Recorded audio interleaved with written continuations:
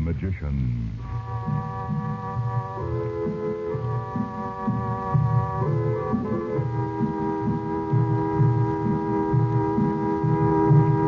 Good evening, ladies and gentlemen. We present for your enjoyment Chandu the Magician. And before our drama begins, we would like to suggest that probably you will like White King better than any other soap you have ever used. If you have a washing machine, listen. Get some White King from your grocer. Put some in your washer. Not so much, mind you, as the soap you've been using. Put in your clothes. Put in the water, but not so hot as the water you thought you had to have to get things clean.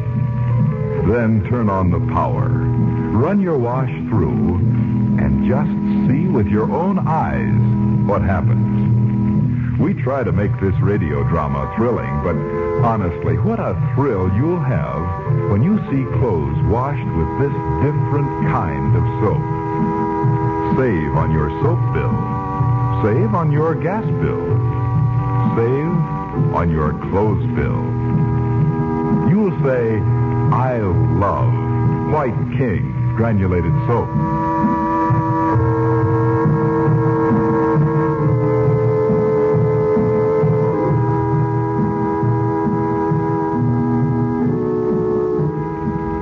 Neither Chandler nor Dorothy know of Betty's plan to accompany Abdallah the storyteller on an expedition into the Egyptian desert to seek her missing father. Confident that when she has brought him back, her mother and Chandler will understand, Betty has made an excuse to be left at the hotel on the edge of the desert. Chandler, Dorothy, and Bob have returned to the pyramid. There, in a small room, they have at last met the mysterious Princess Nadji. Chandu the Magician. Tell me, Nadji, where were you when you sent that message? Near the hut at the edge of the Nile. And when I came to it, he was there. Not Roxor. Yes, indeed. For one little moment, I was so filled with terror I could think of nothing but to call to you for help. I'm glad you did. And even more so that you didn't need me after all. It is much too soon to say that, Chandu. But may I speak plainly? Why, yes. Except that... Oh, Frank, wait. Let me ask her. Nadji, do you know whether my husband is alive? It is possible. But even of that, I cannot be certain. Isn't there any way of finding out? Perhaps when Chandu and I have spoken together. Very well. We'll go outside. How many rooms are there in this pyramid anyway, Uncle Frank? We know of 3, Bob, and there may be others. Not discovered since they were sealed up thousands of years ago. With mummies in them? Yes, possibly. Oh, come on, Bob, come on. Yeah, here, Bob, take the flashlight. Oh, yes. Wandering around in the dark inside a pyramid. Can I look anywhere, Uncle Frank? Anywhere you can find a passageway. Well, if we get lost, we'll send up a rocket. Call me as soon as you can, Frank. I will, Dot. And listen to me. Whatever you two know or even guess about Robert, don't try to keep it from me. I'd rather know the truth no matter what it is. Very well, Dorothy. Look, there's a place here that sounds hollow. Hold the flashlight so I can see where I'm going, Bob. Oh, I'm sorry, Mom. I'm right here. I guess I was wrong about the sound, though. Everything sounds funny in here. Yes, doesn't it? Oh, I guess this is the room Uncle Frank meant in here. I suppose so. Hey, look at the paintings on the walls. Red and gold and blue. And I guess those people are slaves kneeling down with baskets on their heads. Oh, Mom, you're not even looking. It isn't every day you get to see stuff that was painted 5,000 years ago. Look, there's a gold throne with a king. I'll be glad to get out of here and never see anything like this again. Golly, I won't. This place kind of gets you, don't you think? Oh, I'm sorry. I ought to know you can't think of anything but Dad. I know he can't be very real to you, son, but I'm sure Nadji knows something about him. Yeah. I'd sure like to know what cooks with her. What? Well, you know, Uncle Frank said first she was supposed to be a sorceress. Oh, all these mysterious hints. Well, she'll probably tell you pretty soon, or Uncle Frank will. So why don't you sit down on this stone thing and relax? I wonder what it was used for. Well, let's see. Perhaps it was once an altar. A pagan altar. Hey, could be. Oh, it's too bad Betty couldn't come with us. She'd have loved all this. Sure. And in 1 minute she'd be saying, just imagine this room all set for a secret ceremony with Egyptian kings and queens standing around, loaded down with gold and jewels, and servants holding up torches. And maybe the mummy was a beautiful girl. The mummy? Oh, Bob. Well, you know she would. I suppose so. I hope she's feeling better by this time. Oh, she'll be okay. If I hadn't known she had a headache last night, though, I'd have thought she was just making an excuse this morning. Not to come with us, you mean? Yes. She had an odd look on her face, as if she were bursting to tell me something. Huh? You know, the way she looks before Christmas with with secrets to keep. She didn't say anything to you, did she, Bob? Uh-uh. Anyway, why wouldn't she want to come? She loves this stuff. Say, look up there. There's smoke on the ceiling. What? Or what used to be smoke. See how black it is? Oh, you're right.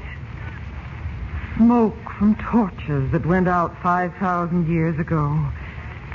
Bob, I can't sit here any longer. Well, there's no place else to go. Unless you want to prowl around like the troops of Midian. Let's walk down the corridor. Okay. I know what we'll do. We'll go right outside the pyramid and wait. All right. If we can get that door open. At least we can try. I can't stay in this place another minute.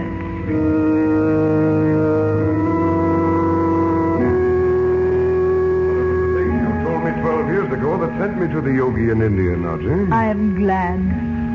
He is so wise, that one. Sometimes when I am impatient, I almost envy him, his peaceful valley, with its watching mountains and the lotus flowers on the lake. Impatient and envious? No, not you. At times, yes. Oh, I hope to go again to that valley. But the yogi's not there now. Not there. No, he told me he was going to the higher place. You know what he meant. Tibet. The inner council. Yes. Chandu, you might have been one of them. In time.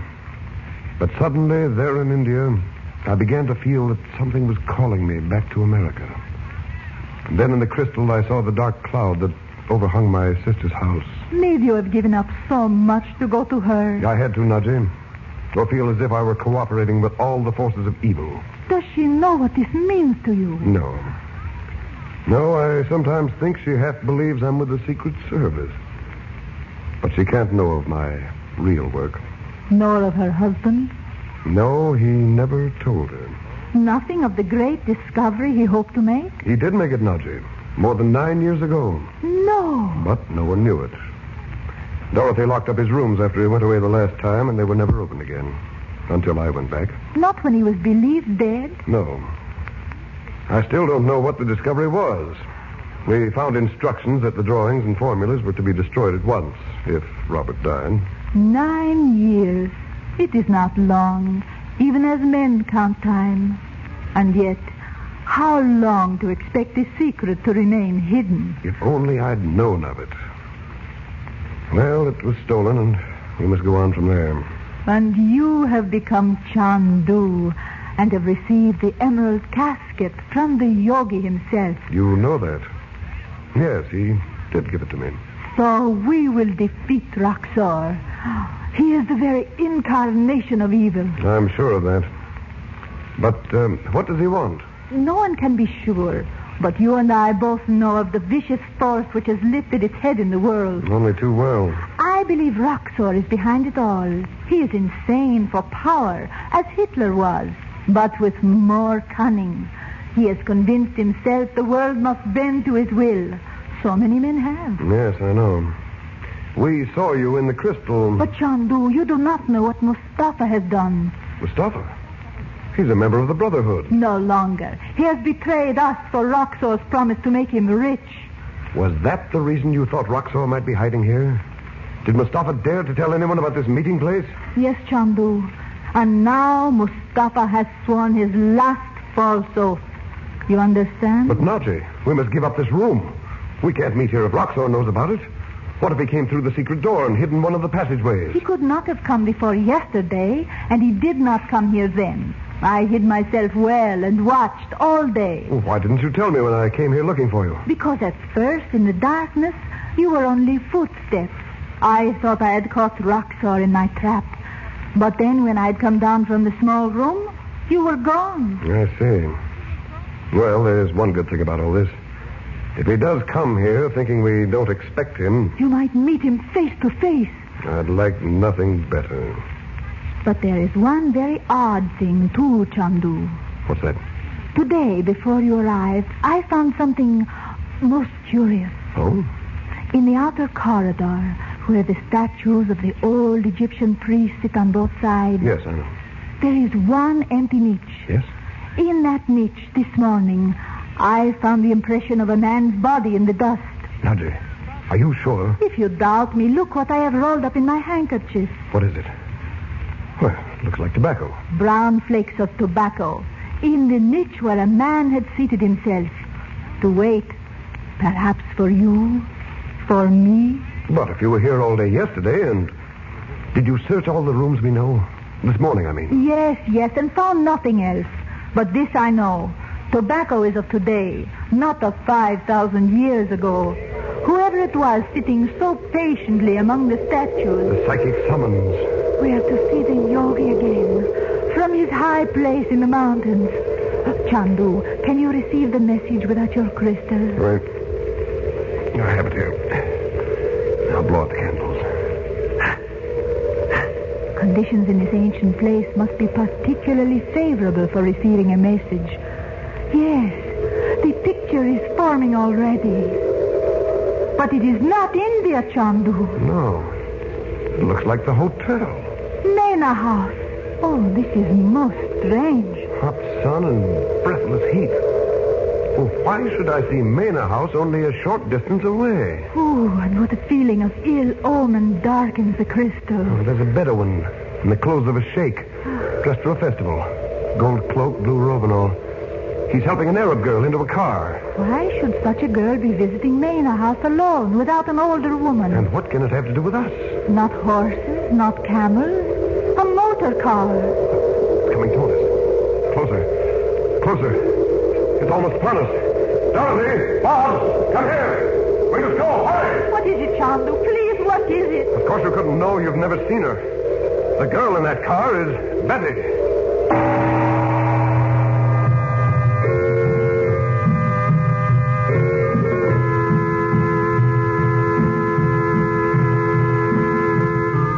Our drama has come to a close until tomorrow night. But there's drama and maybe magic in millions of homes where White King soap is used. Once upon a time, people thought they should buy 2 or 3 kinds of soap. One for washing machine, a dishpan, maybe 1 or 2 for dainty things like lingerie and stockings. But more and more people discovered White King, the one and only one soap you ever need, no matter who you are, where you live, or what you have to wash. Your husband may be an engineer, or he may work in a bank. You may have sheets and pillowcases no end to wash, or you may live in a hotel with no laundering problem other than your nylons. Listen to these wonderful words. White King gets out the stubbornest dirt. White King protects as with a caress the daintiest fabrics. Know what you'll say, do you? You'll say this: I love White King.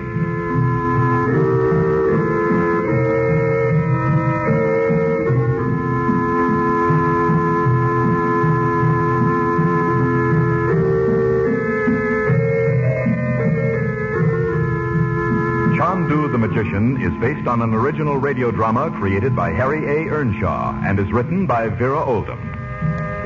The makers of White King invite you to listen tomorrow at this time when the story resumes. Chandu the Magician.